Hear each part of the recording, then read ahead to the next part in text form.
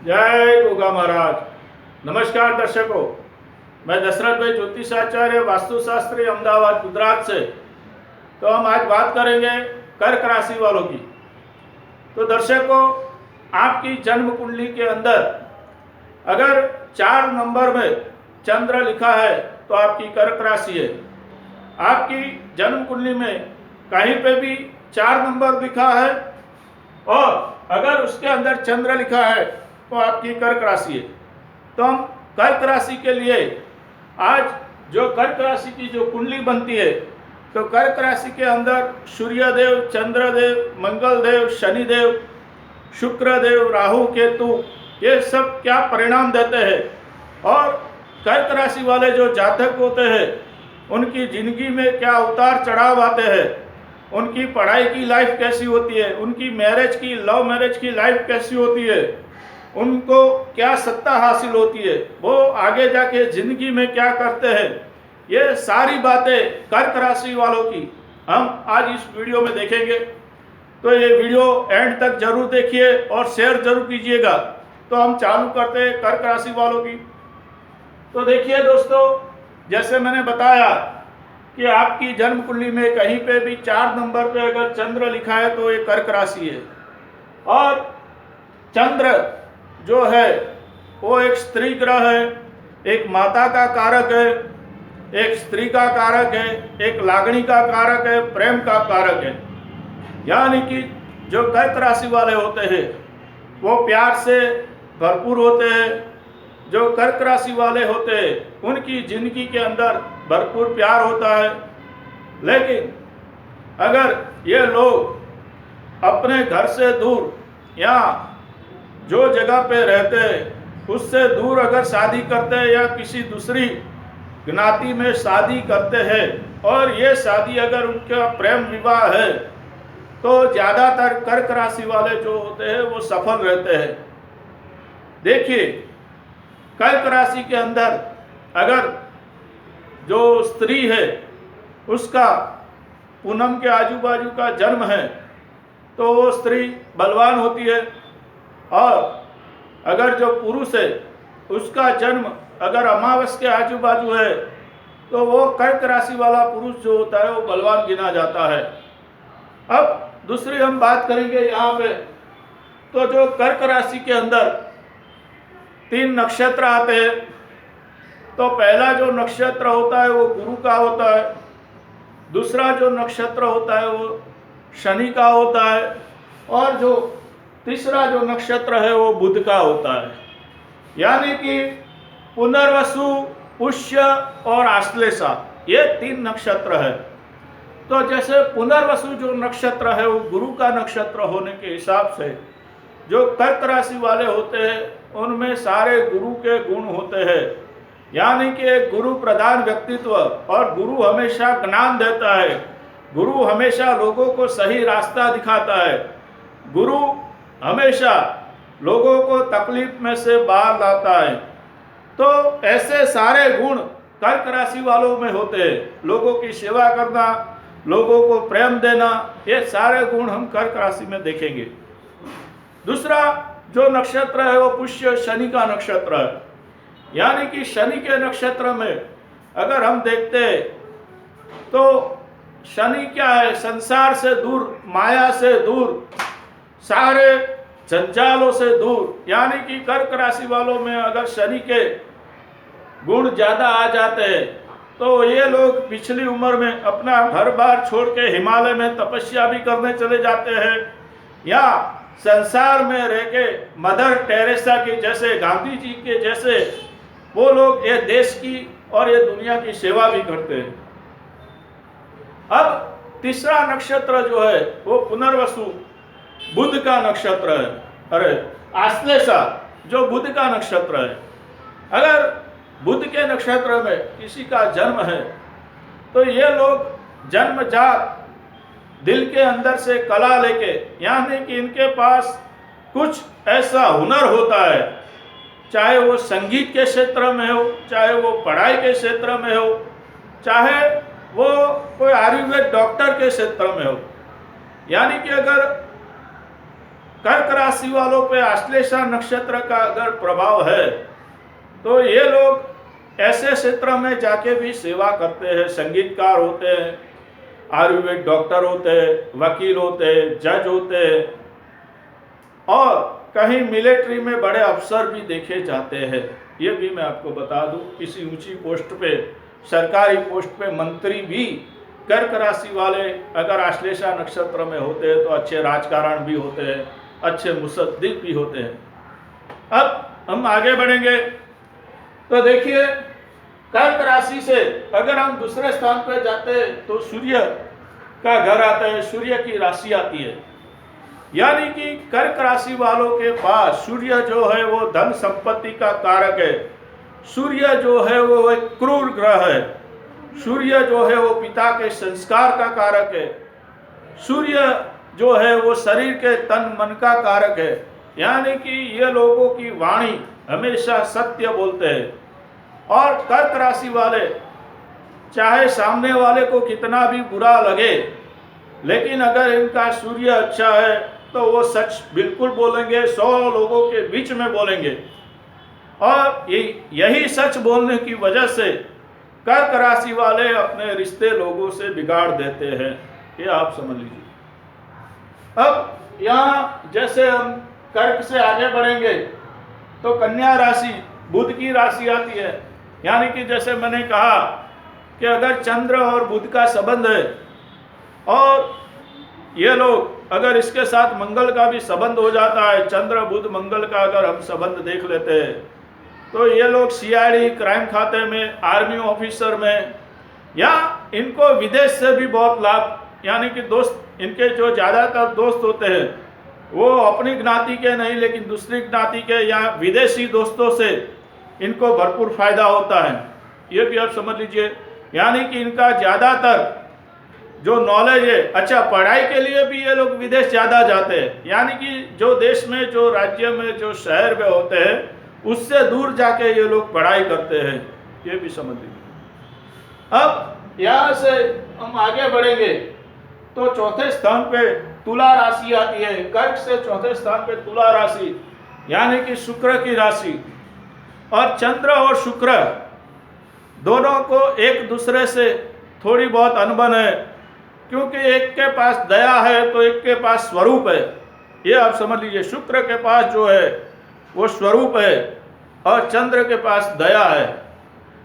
तो इस हिसाब से इनके दिल के अंदर बहुत ही प्यार होता है, बहुत ही करुणा होती है। लेकिन चंद्र शुक्र की अनबन के हिसाब से जो शुक्र जो है वो संसार सुख का कारक है, और चौथा स्थान हम माता का गिनते हैं। तो उसके हिसाब से अगर पुरुष की कुंडली है तो कर्क राशि वालों को अपनी माता से थोड़ी बहुत अनबन रहती है या माता से दूर रहते हैं। और अगर कर्क राशि की स्त्री की कुंडली है तो वो भी अपने पति से लग्न जीवन के 10-15 साल बाद थोड़ी बहुत दूरी बना लेती है। यानी कि अपने बच्चे हो जाने के बाद वो अपना ज़्यादा समय अपने बच्चों को देती है और अपने पति को कम समय देती है। ऐसा भी आप समझ लीजिए। अब इससे आगे हम आएंगे तो कर्क राशि से जो पंचम राशि है वो वृश्चिक राशि है, मंगल की राशि है। मंगल की 8वीं राशि है। यानी कि मंगल का काम है किसी भी चीज को अपनी ताकत से पाना। यानी कि कर्क राशि वाले पढ़ाई लिखाई के क्षेत्र में अगर वो प्रतियोगिता में भाग लेते हैं तो वो अवश्य विजय बनते हैं। अगर उनका मंगल अच्छा है, मंगल केंद्र त्रिकोण में है, मंगल पे गुरु की दृष्टि है, तो कर्क राशि वाले जीवन की सारी समस्याओं से अकेले लड़ते हैं और विजय बनते हैं। क्योंकि कर्क राशि वाले जो पंचम स्थान है वो वृश्चिक राशि का है, मंगल का है, और मंगल और गुरु दोनों मित्र हैं। उसके हिसाब से पंचम से पंचम स्थान, नवम स्थान भाग्य स्थान है। यानी कि गुरु की दृष्टि नव पंचम योग होने के हिसाब से कर्क राशि वाले अपनी मेहनत से राजकारण के क्षेत्र में बहुत ही बड़े ऊंचे पद पे पहुंचते हैं। कर्क राशि वाले राजकारण के क्षेत्र में मंत्री भी होते हैं, बड़ा प्रधान भी होते हैं, मुख्यमंत्री भी होते हैं, विदेशी सलाहकार भी होते हैं। अब कर्क राशि वालों को जो पंचम स्थान से हम पुत्र का सुख भी देखते हैं, अपने बच्चों का भविष्य भी देखते हैं, तो कर्क राशि वालों के बच्चे जो होते हैं, उनके पुत्र या पुत्री जो होती है, वो इनका नाम रोशन करे ऐसे पुत्र होते हैं। यानी कि कर्क राशि की वालों को जो अपने औलाद होती है, वो औलाद कर्क राशि वालों का नाम रोशन करती है। ये भी मैं आपको बता दूं, वो उनके बच्चे बहुत ही आगे बढ़ते हैं, बहुत ही आगे शिक्षा लेते हैं, लेकिन जिंदगी के पिछले भाग में थोड़ी बहुत उनसे दूरी भी रहती है, ये भी है। अब हम आगे देखेंगे तो कर्क राशि से छठे स्थान में धन राशि आती है, और ये छठे स्थान से हम नौकरी देखते हैं, कोर्ट कचहरी में जीत देखते हैं। छठे स्थान से हम रोग देखते हैं, क्या ऋण होगा वो देखते हैं। तो कर्क राशि वालों को ऐसा कहा जाता है कि जो उनका खास इंसान होता है या उनके जो अपने लोग होते हैं, वो उनसे धोखा करते हैं। यानी कर्क राशि वालों को धोखे का सामना करना पड़ता है, और उनको दगा या धोखा बाहर का कोई इंसान नहीं देता है, लेकिन अपने खुद के लोग कर्क राशि वालों को धोखा देते हैं। ये आप बात समझ लीजिए।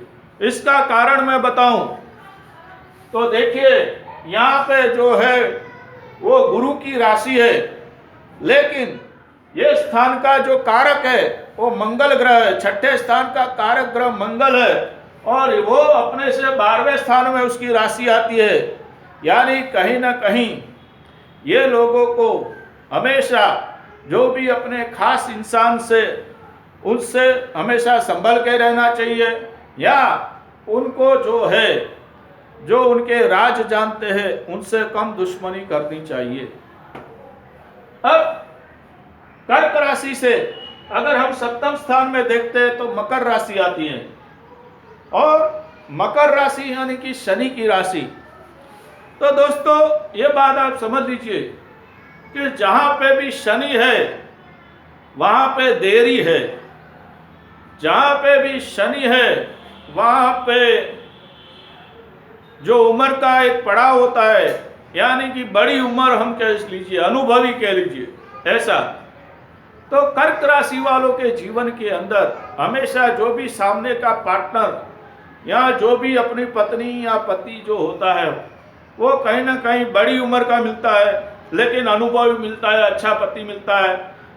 वो उनको जो पति या पत्नी जो कर्क राशि वाले को मिलती है, वो एक ही अनुभवी पति मिलता है, अनुभवी पत्नी मिलती है, लेकिन वो अपने काम में मस्त होने की वजह से वो हमेशा इनसे दूरी बना के रखती है। और कर्क राशि वालों का जो सांसारिक जो जीवन होता है वो शुरुआत के पीरियड में अच्छा रहता है, वो भी समझ लीजिए।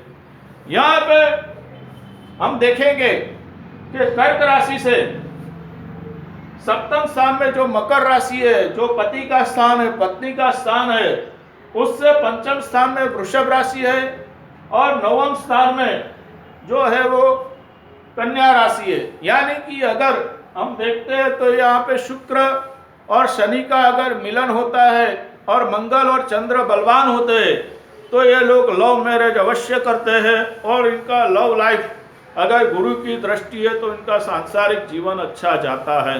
ये आप समझ लीजिए। अब यहाँ से हम अष्टम स्थान में भी आएंगे तो वापस शनि की कुंभ राशि आती है। कर्क राशि से अष्टम स्थान में शनि की कुंभ राशि, यानी कि अष्टम स्थान जो है वो पुरानी बातें दोहराता है, जन्म और मृत्यु के बाद की बात बताता है। कर्म जो अष्टम स्थान जो है वो यहाँ पे कुंभ राशि यानी कि लाभ की बात आती है, क्योंकि कुंभ राशि काल पुरुष के अंदर लाभ स्थान की राशि है। यानी कि इनको अगर हम कर्क राशि वालों को देखें तो इनको बहुत सारा धन, गुप्त धन जिसे हम बोलते हैं ऊपर की आवक या ज्यादा नफा, ये सब कुछ ज्यादा होता है अगर शनि और मंगल पे गुरु की दृष्टि है। तो कर्क राशि वाले धन दौलत ज्यादा बनाते हैं और इनको कुदरती ये नसीब से मिलता है, ये भी समझ लीजिए। अब यहाँ पे हम आगे आएंगे भाग्य स्थान में। कर्क राशि से नवम स्थान में, भाग्य स्थान में मीन राशि है। अब मीन राशि यानी कि आखिरी राशि, और आखिरी राशि यानी कि मोक्ष की राशि। और इंसान को मोक्ष तभी मिलता है जब वो अच्छे कर्म करता है, अच्छी सेवा करता है, लोगों से प्यार, प्रेम, दया, करुणा रखता है। और जो भाग्य स्थान में मीन राशि होने के हिसाब से, गुरु की राशि होने के हिसाब से, और यहाँ पे देखिए जो भाग्य स्थान का मालिक है वो अगर आप कर्क राशि में देखेंगे तो गुरु उच्च का होता है। यानी कि कर्क राशि जो है वो गुरु के उच्च की राशि है। यानी यहाँ पे कुदरती गुरु का फल यहाँ पे अच्छा मिलता है। इसी के लिए जो कर्क राशि वाले होते हैं वो किसी भी क्षेत्र में हो, चाहे वो धर्म के क्षेत्र में हो, चाहे वो पॉलिटिक्स के क्षेत्र में हो, चाहे वो डॉक्टरी के क्षेत्र में हो, चाहे वो संगीत के क्षेत्र में हो, लेकिन उनके मन के अंदर जो भावना होती है, अगर इनका चंद्र बलवान है, मंगल केंद्र त्रिकोण में है, गुरु अच्छा है, तो इनके मन की जो भावना होती है वो एकदम शुद्ध होती है। कर्क राशि वालों के मन की भावना हमेशा शुद्ध होती है अगर उनके ग्रह अच्छे हैं, चंद्र बलवान है, सूर्य बलवान है, तो हमेशा लोगों का हित पहले देखते हैं, बाद में अपना जो भी मिलेगा वो चलेगा। लेकिन कर्क राशि वाले हमेशा लोगों का हित ज्यादा देखते हैं। अब यहाँ से आगे बढ़ेंगे तो कर्म स्थान 10वां स्थान, कर्क राशि से 10वां स्थान कर्म स्थान मंगल, मेष का मंगल, रुचक योग, मंगल का रुचक योग, यानी कि अपने बाहुबल से सारी शक्ति एकत्रित करके जो भी कर्म करते हैं उसमें अपनी जिंदगी भी दाव में लगानी पड़े तो ये मेष का मंगल क्योंकि लगाता है, क्योंकि केंद्र त्रिकोण में मंगल की ही उच्च की राशि है और त्रिकोण में वृश्चिक की राशि है, ये भी समझ लीजिए।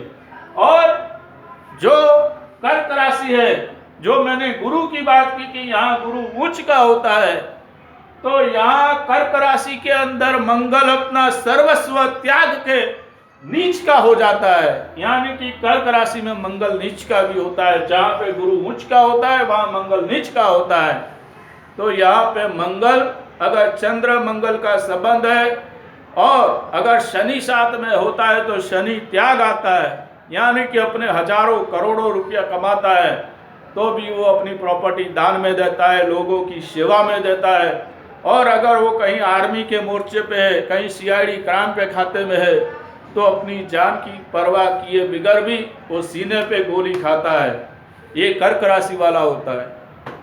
अब यहाँ से हम आगे बढ़ेंगे तो हम कर्क राशि से देखेंगे तो 11वीं राशि वृषभ राशि, एक व्यापारी की राशि, एक उद्योगपति की राशि, एक विदेश की राशि।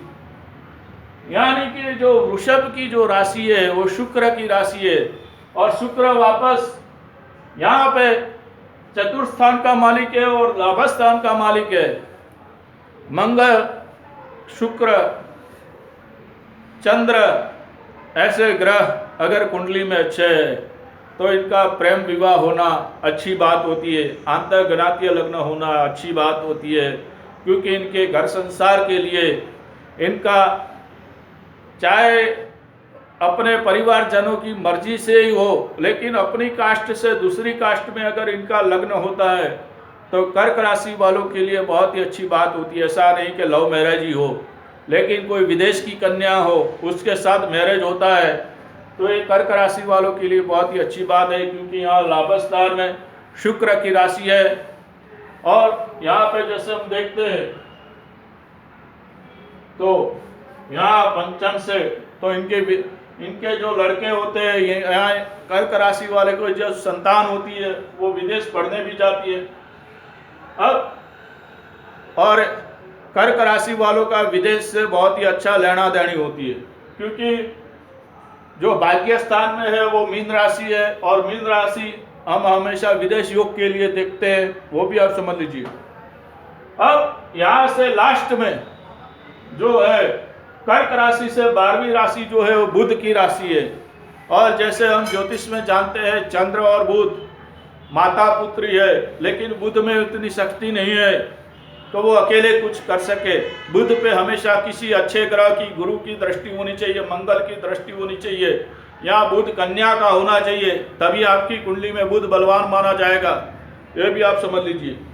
तो यहाँ पे 12वें स्थान में बुध की राशि होने के हिसाब से सांसारिक जीवन में थोड़ी बहुत शारीरिक परेशानियां भी हो सकती है, या फिर सांसारिक जीवन में रस खत्म हो जाता है, क्योंकि बुध जो है वो रस का कारक है, और शनि जो सप्तम स्थान में है वो रस को चूस लेता है। अगर यहाँ पे शुक्र मंगल अच्छे नहीं है तो उनको सांसारिक जीवन में कोई दिलचस्पी नहीं है, इतना आप समझ लीजिए।